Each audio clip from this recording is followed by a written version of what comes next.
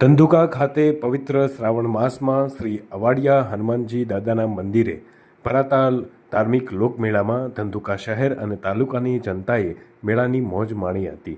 શીતળા સાતમથી 11 સુધી ભરાતા આ લોકમેળામાં વરસાદે પણ મહેર કરી અને લોકોને મેળાનો આનંદ લેવા દીધો હતો। ભગવાન શ્રી કૃષ્ણનો જન્મોત્સવ પણ તમામ મંદિરોમાં ધામધૂમથી ઉજવાયો હતો। મેળામાં ગામડાઓમાંથી અને શહેરમાંથી આવતા લોકોને ગરમીને કારણે ઠંડા પાણીની પણ વ્યવસ્થા નાની શાક માર્કેટની લારીવાળાઓ તેમજ રામકૃષ્ણ ભજન મંડળ દ્વારા અલગ અલગ જગ્યાએ જળસેવા કરવામાં આવી હતી। ફ્રૂટ વેચવાવાળા દેવીપૂજક ભાઈઓ દ્વારા મેળામાં આવેલ તમામ લોકો માટે શરબતની વ્યવસ્થા પણ કરાઈ હતી।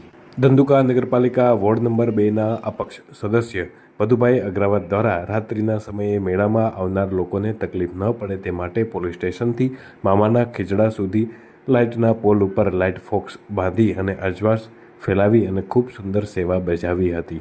5 દિવસના આ લોકમેળામાં ધંધુકા પીઆઈ શ્રી ગોજિયા સાહેબ દ્વારા ચુસ્ત બંદોબસ્ત ટ્રાફિક વ્યવસ્થા સારી રહી હતી। પીઆઈ ગોજિયાના સતત મોનિટરિંગના કારણે મેળામાં કોઈપણ અનિચ્છનીય બનાવ બન્યો ન હતો।